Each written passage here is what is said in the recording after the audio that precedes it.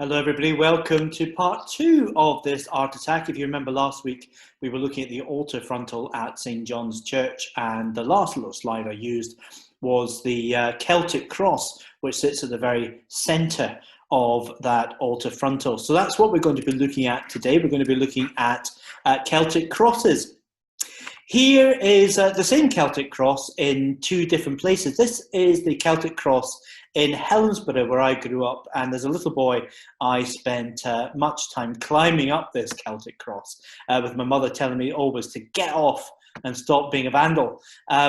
It always struck me as a very beautiful piece of architecture with lovely designs. I never understood what it actually said, but it has moved, obviously. It used to be in the very centre of Cahoon Square, but has now been moved for the safety because there's so much traffic to the side, but I do remember that. So that's my hometown again in Scotland. But of course, you don't have to go as far as Scotland to see Celtic crosses. This is actually one in the grounds of a church in Scotland, but also they have them in Ireland, obviously.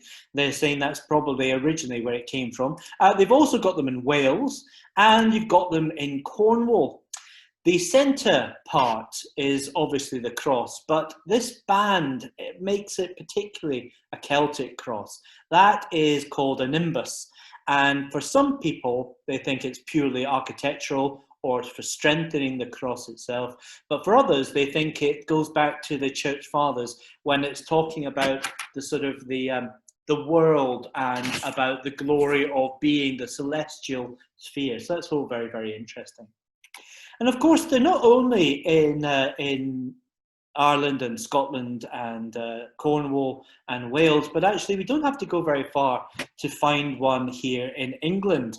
We've actually got one right slap bang in the middle of our town. It is the Market Cross in Knaresborough, which again is a Celtic cross, which inspired me partly to suggest that we put a Celtic cross at the very centre of the altar piece, because it reflects the town again, but also it talks about the heritage of the British Isles, the rich depth of spirituality, but also talks about, and for me, talks about the Synod of Nidd, which was a very important synod that happened many, many centuries ago. A lot of the details of that synod and exactly where it happened have been lost in the mists of time, but it did happen here, so I thought a Celtic cross was ideal.